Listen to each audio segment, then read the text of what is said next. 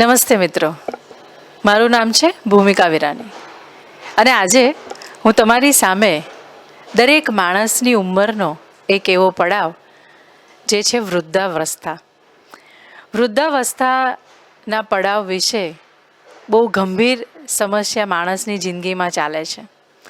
માણસ યુવાન હોય ત્યારથી જ આપણે આજુબાજુ વૃદ્ધોને જે રીતે જોઈ રહ્યા છીએ તે રીતે જ જુવાન હોય ત્યારથી જ આપણે એ ચિંતામાં ખોવાઈ જઈએ છીએ. વૃદ્ધાવસ્થા વિશે આજે મારે વાત કરવી છે. એક એવો પડાવ કે જ્યારે ખરેખર વડીલોને, માણસને એક હૂંફ, એક પ્રેમ અને વહાલની જરૂર છે, ત્યારે જ એ માણસની સાથે કોઈ રહેવા તૈયાર નથી હોતું. એને એક ખભાની, એક ખોળાની જરૂર છે, ત્યારે એની સાથે કોઈ ઊભું નથી હોતું.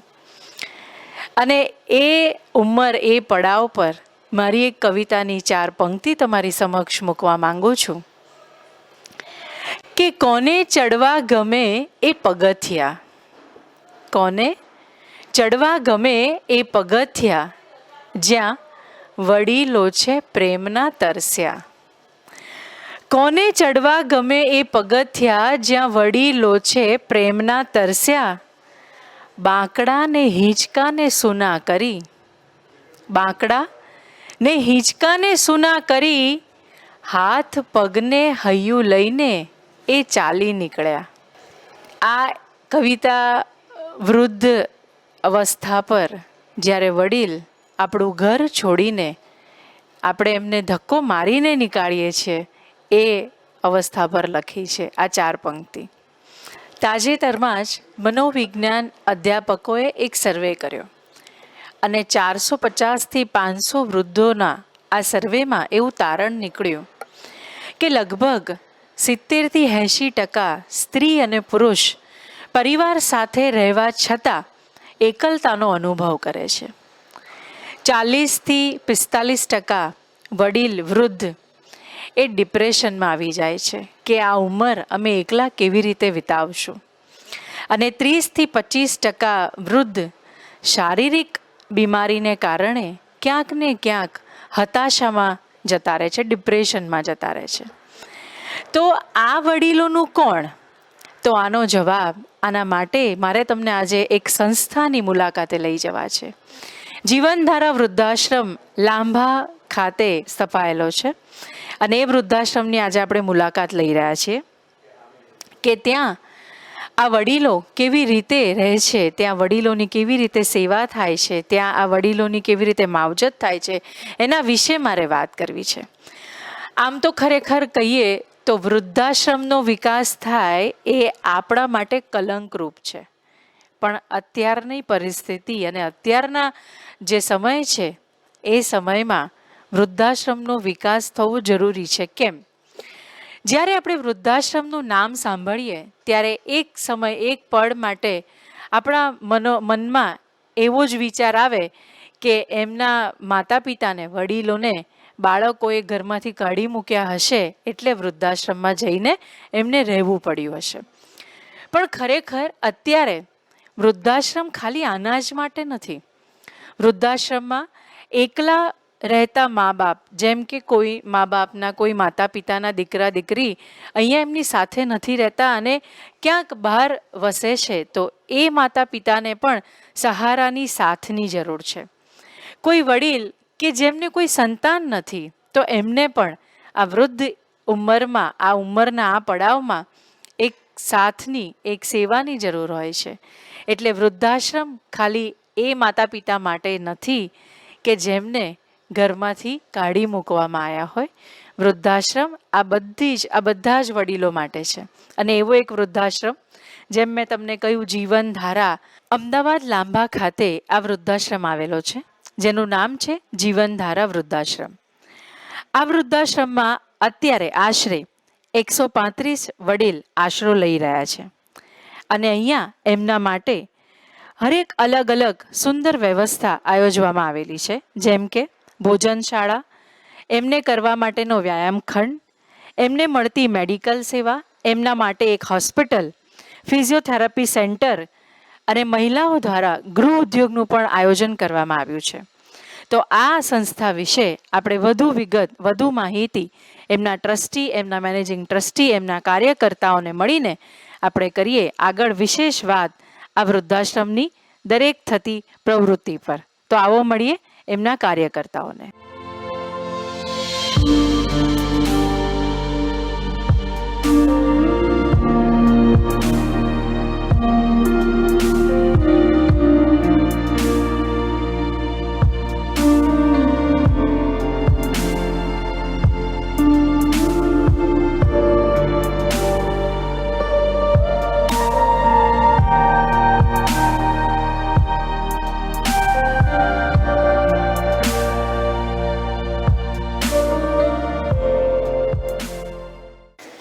ચલો હવે આપણે મુલાકાત લઈએ જીવનધારા વૃદ્ધાશ્રમના ટ્રસ્ટી શ્રી અલ્કેશભાઈ મશરૂવાલા. આ વૃદ્ધાશ્રમની અંદર આમ તો લગભગ હું બધી જ પ્રવૃત્તિમાં ધ્યાન રાખું છું, પણ સૌથી વધારે મારી મેઇન જવાબદારી જે અમારી ભગવાન મહાવીર મેડિકલ સેન્ટર, ભગવાન મહાવીર આઈ કેર હોસ્પિટલ છે, એમાં વધારે જવાબદારી હું નિભાવું છું.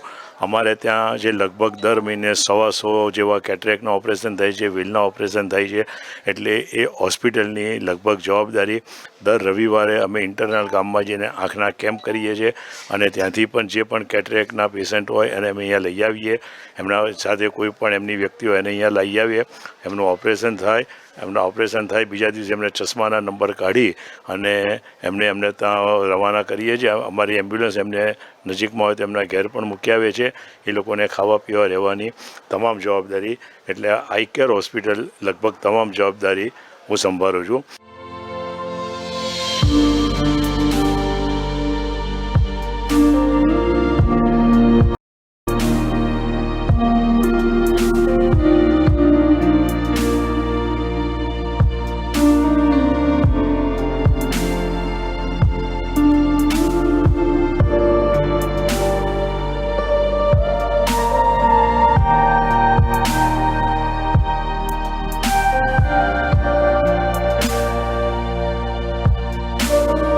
તો મિત્રો, આપણે અત્યારે મુલાકાત લઈ રહ્યા છીએ જીવનધારા ટ્રસ્ટ આયોજિત ભગવાન મહાવીર મેડિકલ સેન્ટરની, અને હું અત્યારે મારી સાથે જોડાયા છે ડૉક્ટર જગદીશભાઈ વિઠા.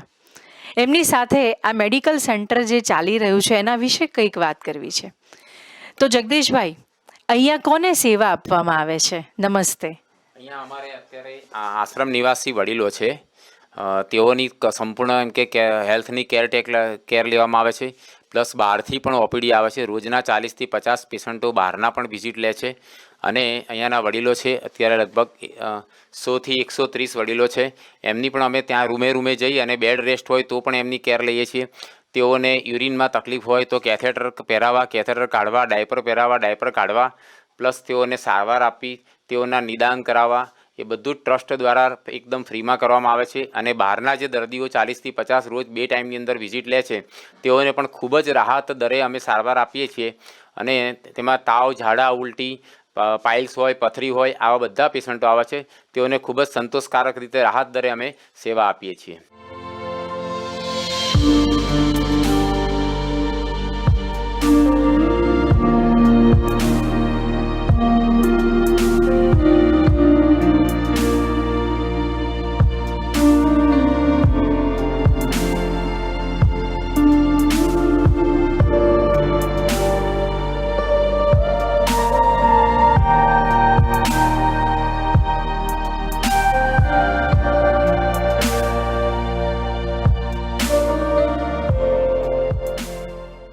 સવિતાબેન, તમે અહીંયા કેટલા વર્ષથી રહો છો? 6 વર્ષ પૂરા થયા મને અહીંયા આવવાનું મુખ્ય કારણ તો મારા પગ એક તો સારા નથી. મારે જીવનમાં કોઈ છે જ નહીં. માતા પિતા હોય નહીં, ભાઈ હતા, બે કાંઈ મરી ગયા, પતિ સાથે રહેતી નથી, એમ ભાઈ બહેન છે નહીં કોઈ. એ મારું કરે કોણ? હું શિક્ષિકા હતી, એટલે મારા ભાઈ સાથે થોડો વખત રહી, પછી ભાઈથી પણ અલગ રહેતી હતી અને મેં મારું જીવન સંસાર ખેંચી લાવ્યું. પછી હું થોડા વખત ભાગવત વિદ્યાપીઠમાં રહી સેવા આપવા. ત્યાંથી પણ મને દૂર જમવાનું થતું હતું, રસોડું દૂર, રહેવાનું દૂર, એ બધે અનુકૂળ નહોતું આવતું. અને મારા પગને નીચે ઘસારો વધારે છે. અહીંયા નજીક હતું, નીચે રહેતી હતી પહેલાં, એટલે અને હવે અહીંયા બીજું કશું સાધન કે કેરટેકર છે, એટલે કેરટેકર અમને ખાવાનું લઈ આપે, અમારી કાળજી રાખે, બધું થઈ શકે. બીજે કોઈ જગ્યાએ એવી વ્યવસ્થા નથી કે જે માદગીમાં રાખે. આ એક જ સંસ્થા એવી છે અમદાવાદમાં કે જે માદગીમાં રાખે, ચાકરી કરાવે અને અમારું ધ્યાન આપે. ખાસ તો એ હેતુથી જ હું આવી છું. અત્યારે મારી સાથે છે જીવનધારા વૃદ્ધાશ્રમના એક વડીલ ગિરીશભાઈ ઠક્કર. એ અહીંયા એમના ધર્મપત્ની સાથે રહે છે, ઈલાબેન ઠક્કર. ગિરીશભાઈ ઠક્કરને આ વૃદ્ધાશ્રમના આશરે આવવાની જરૂર કેમ પડી? ગિરીશભાઈ ઠક્કરનો જુવાન જ્યોત દીકરો ભૂકંપમાં કાટમાળમાં ફસાયો અને અંતે એ મૃત્યુ પામ્યો. આવા નવજુવાન દીકરાનું મૃત્યુ થાય અને કયા માતા પિતા સભાન અવસ્થામાં રહી શકે? એમ જ બંને માતા પિતાએ પોતાનું માનસિક સંતુલન ખોઈ બેઠા અને એમને જીવવામાંથી રસ ઉડી ગયો. અને ત્યારે 4-5 વર્ષ પહેલાં આ બંને પતિ પત્ની જીવનધારા વૃદ્ધાશ્રમને આશરે આવ્યા. તો એવા ગિરીશભાઈ સાથે આપણે બે પણ વાત કરીએ. ગિરીશભાઈ, તમને અહીંયા વૃદ્ધાશ્રમમાં આવીને કેવું લાગે છે? બહુ સરસ લાગે છે. કેવું છે તમારા પત્નીને તમે અહીંયા સાથે રહો છો? સાસ ઘરની યાદ આવે છે? ના દીકરાની યાદ આવે છે? તમારા હાથે શું તકલીફ છે? મને પેરાલિસિસ છે. હાથ ઊંચો થઈ શકે છે? હાથ થાય છે. જમવા જાતે જ આવ છો? ના ઉપર ટિફિન અને રોજિંદા ક્રિયા ઊભા થઈને ચાલી શકો, કરી શકો? હા નીચે સુધી ચાલુ. ચાલી શકો. દીકરી છે તમારે? હા એ પરણાવી દીધી. દીકરી પરણાયેલી છે. અહીંયા બહુ સરસ બહુ સરસ છે. ફેમિલી મેમ્બર કરતાં સારું. તમારી દીકરાની જે મૃત્યુ થયું, ભૂકંપ આવ્યો, ત્યારે તમારી શું પરિસ્થિતિ હતી? ઇકોનોમિકલ બધી રીતે સારું જ હતું બેન. તમે એ પછી થોડુંક મેન્ટલી. તમે સરકારી નોકરી કરતા હતા જી. અને પછી ભૂકંપ પછી તમારી નોકરી જતી રહી. નોકરી એટલે શું બેન, ઇરેગ્યુલર થવા મળ્યા. થોડુંક જતો રહ્યો, વચ્ચે 2-3 વર્ષ નોકરી ના કરી મેં, એટલે ગવર્મેન્ટના નિયમ મુજબ રીતનું હોય ને બેન. પછી એમાં થોડુંક ફેમિલી ડિસ્ટર્બ થઈ ગયું. ફેમિલી ડિસ્ટર્બ થઈ ગઈ. એ બધી રીતે સમજો ને, મેન્ટલી તો ખરું જ હતું. પણ અહીંયા આવ્યા પછી બહુ સરસ. સરસ. અહીંનો સ્ટાફ, ટ્રસ્ટી સાહેબ અને વાતાવરણ જે ખરું આપણે સગાવાલા કરતાં વધારે થોડું કામ. તમારું મન હર્યું ભર્યું રહે છે ને? હા બસ. દીકરો ખોવાનું દુઃખ છે બંને માતા પિતાને, પણ ભગવાન કોઈનો કોઈ આશરો તો એમને આપી જ દે છે. એવી જ રીતે આ જીવન ધારા વૃદ્ધાશ્રમે એમને આશરો આપ્યો છે અને અહીંયા પોતાનું બાકીનું જીવન ખૂબ સારી રીતે નિહાળી રહ્યા છે. હવે મારી સાથે છે એક વડીલ, એક દાદા, જેમની ઉંમર છે 88 વર્ષ અને એમની સાથે આપણે મુલાકાત કરવા જઈ રહ્યા છે. એમને સીધી લીટીના કોઈ વારસદાર નથી અને એમના માટે આ વૃદ્ધાશ્રમ સિવાય કોઈ વિકલ્પ નથી. તો એવા દાદાને આપણે મળીએ. ચાલો સૌ સાથે મળીને. દાદા, તમારું નામ શું છે? દિનેશભાઈ શાહ. દિનેશભાઈ શાહ. તો આ દાદા છે જેમનું નામ છે દિનેશભાઈ શાહ. મારે આજે એમને પૂછવું છે કે આ વૃદ્ધાશ્રમમાં તમારી સેવા, તમારું ધ્યાન કેવી રીતે રાખવામાં આવે છે? મારી સેવા અહીંયા એક કેટેગરી છે, ભરતભાઈ એક કરે છે. અને અહીં આગળ મારું ધ્યાન હોય, કામ હોય તો ઓફિસમાં કહું તો 1 સેકન્ડમાં થઈ જાય છે. કોઈ ના હોય એ ફોન કહું કે મારે આ જોઈએ છે તો તરત જ ગીતાબેન ઠક્કર છે એ મારું કામ કરી દે છે બધા. અને સેજલબેન છે એ મારું એકાઉન્ટનું ધ્યાન રાખે છે. દાદા, તમારે અહીંયા આવવાની જરૂર કેમ પડી? આ વૃદ્ધાશ્રમમાં આવવાની જરૂર કેમ પડી? ભાઈ બધા તે ગુજરી ગયા એટલે મારે કોઈ વારસદાર છે નહીં અને મારું મકાન કશું છે નહીં, અમારું કોઈ હતું નહીં. એટલે અહીં આગળ એમના ટ્રસ્ટી સાહેબ છે ત્યાં આગળ આવ્યા. મને કે શું કર? હું કહું મારું કોઈ છે નહીં. મને તમારા જીવનધારા વૃદ્ધાશ્રમમાં આવો અને સંદીપભાઈને મળો તો તમારી વ્યવસ્થા થઈ જશે. અને સંદીપભાઈને મળો અને અમારે શું સારામાં સારી સુંદર અસુરમી ખાવું પીવું રહેવું નાહવું ધોવું A to Z બધી વ્યવસ્થા સંદીપભાઈ અને એના સ્ટાફના માણસો અને અમારા કેટેગરી ભરતભાઈ કરે છે.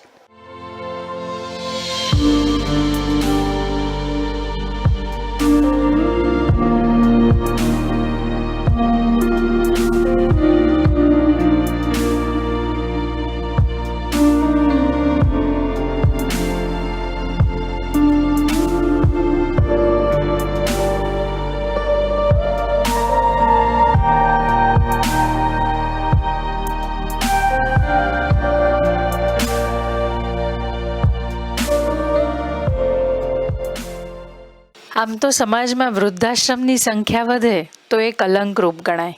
તેમ છતાં જીવનધારા વૃદ્ધાશ્રમના ટ્રસ્ટી ભેગા થઈને ગુજરાતનો મોટો વૃદ્ધાશ્રમ બનાવવા જઈ રહ્યા છે.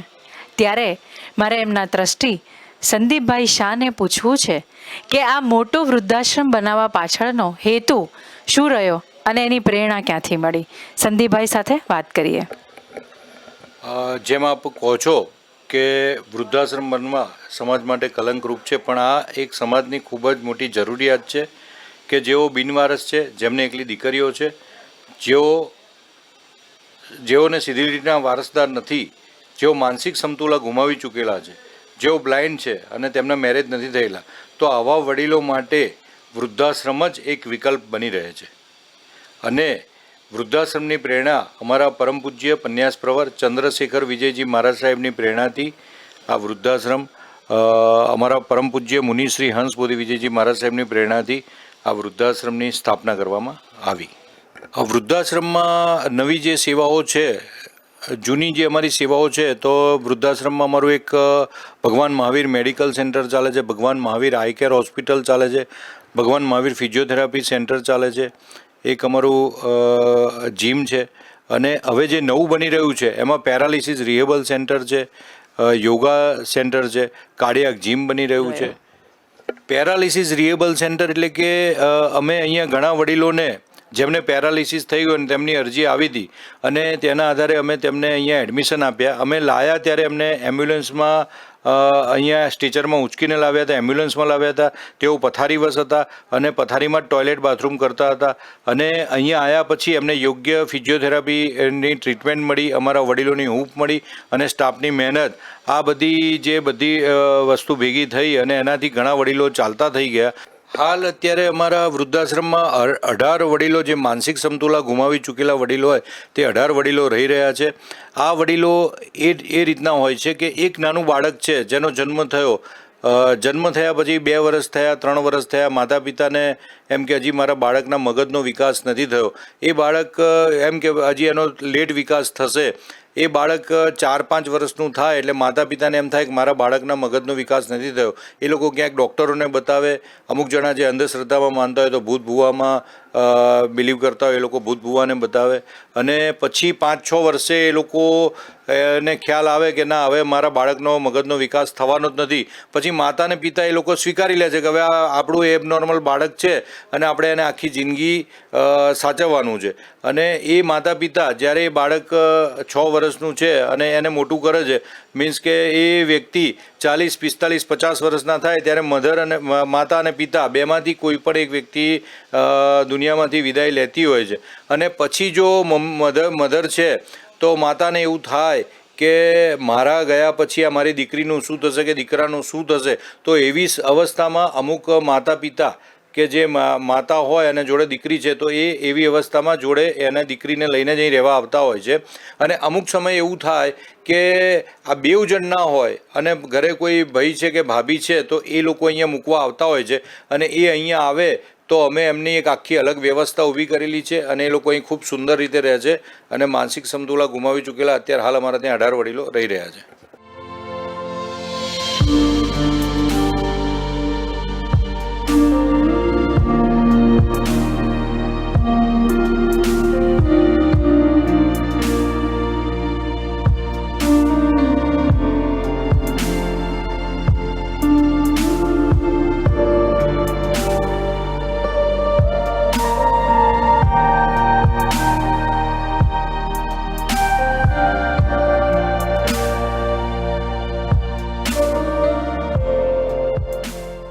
અત્યારે મારી સાથે છે જીવનધારા વૃદ્ધાશ્રમના એક વડીલ ધારિણીબેન. ધારિણીબેન 6 વર્ષથી આ વૃદ્ધાશ્રમમાં રહે છે અને એમને તમારી સમક્ષ એમની વૃદ્ધાશ્રમની યાદો મૂકવી છે. તો આવો એમના અવાજે માણીએ. સાંભળો, મને આ વૃદ્ધાશ્રમ છે એવું નથી લાગતું, આનંદ ઘર છે એવું હું નામ આપું છું. મારા પોતાના અનુભવો ઉપરથી મને ફીટ આવતી હતી, એટલું જ નહીં પણ હૃદય પહોળું થતું.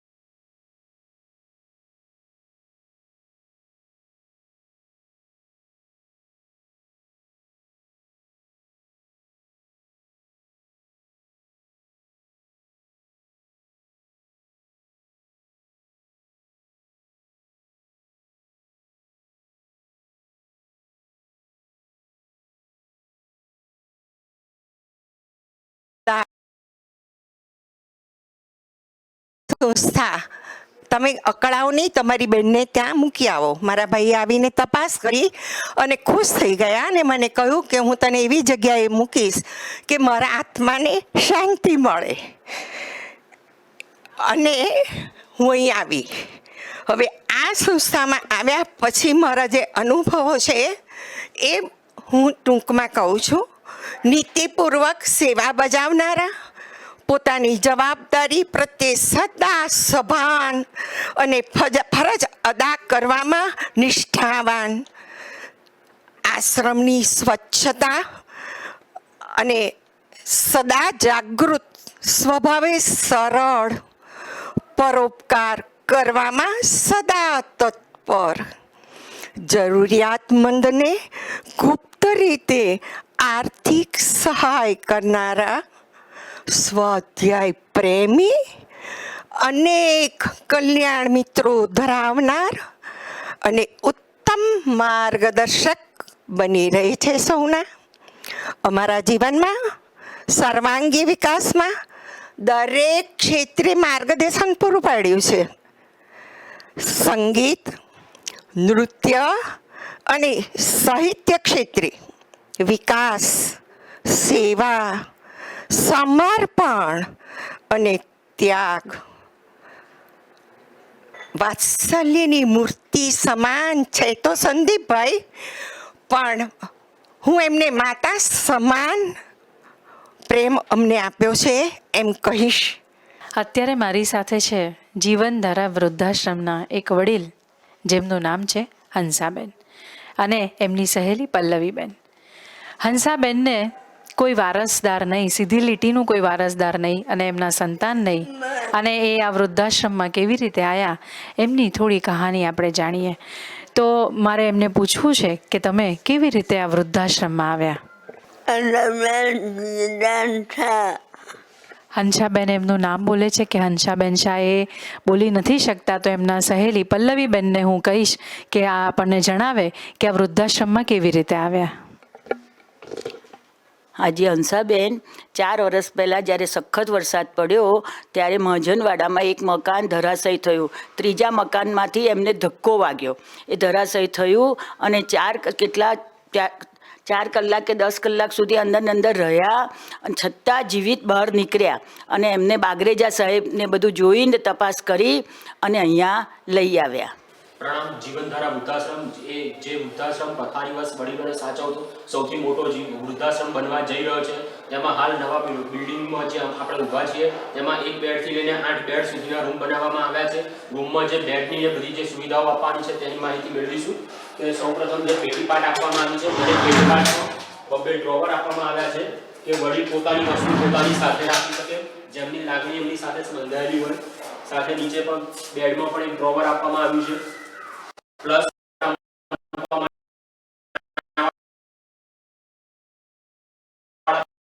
ટેલિફોન લાઈનની સુવિધા અહીંયા આપવામાં આવી છે. અહીંયા એમની જે પાણીની બોટલ છે, દવાની બોટલ છે, બધું મૂકવા માટેના પણ અલગ કબાટ આપવામાં આવેલા છે. રેગ્યુલર જે આપણે બીજા પણ કબાટ આપવામાં આવેલા છે. દરેક વડીલની ચાવી એમની સાથે જ રહેશે કે એમને પોતાને લાગણી બંધાયેલી હોવાથી. અને વડીલોની સંખ્યા 8 બેડનો રૂમ છે. વડીલોની સંખ્યા વધારે હોવાને કારણે 2 ટોયલેટ બાથરૂમ પણ આપવામાં આવ્યા છે. દરેક રૂમમાં ફ્રીજ પણ આપવામાં આવ્યું છે.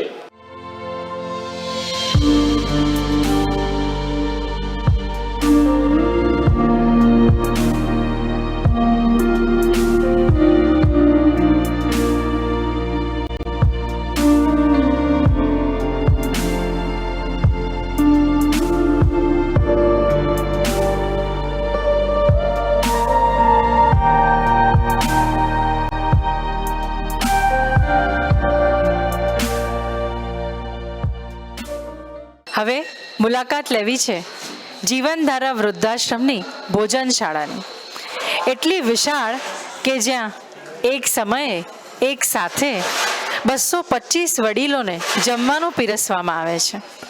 અને અહીંયા આ ભોજનશાળામાં દરેક કુટુંબ, દરેક પરિવારના સારા કે ખોટા પ્રસંગ વખતે એના સભ્યો ભોજનની સેવાનો લાભ લેતા હોય છે.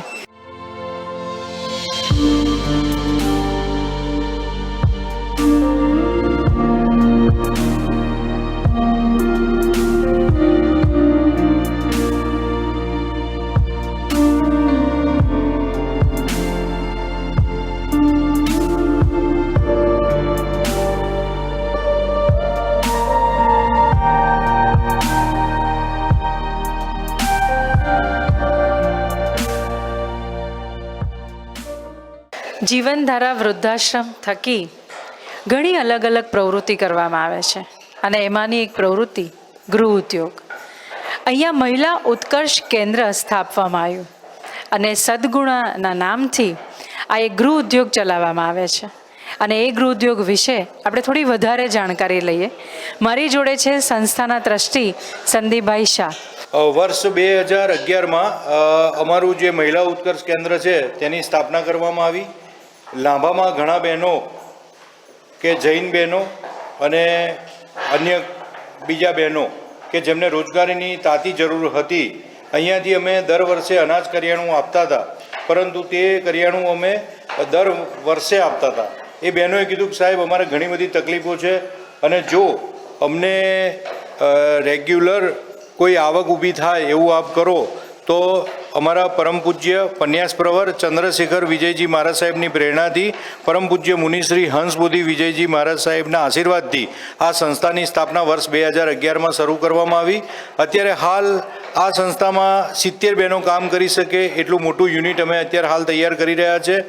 ખાસ કે જે બહેનો છે કે જેમના મિસ્ટર છે કે અમુક બહેનોને ઘરેથી બીજે કામે નથી મોકલી શકતા અને એમ કે તમે બહેનો જ્યાં કામ કરતી હોય ત્યાં જ તમારે કામ કરવાનું, તો એવા ઘણા બહેનો અહીંયા અમારા ત્યાં કામ કરી રહ્યા છે.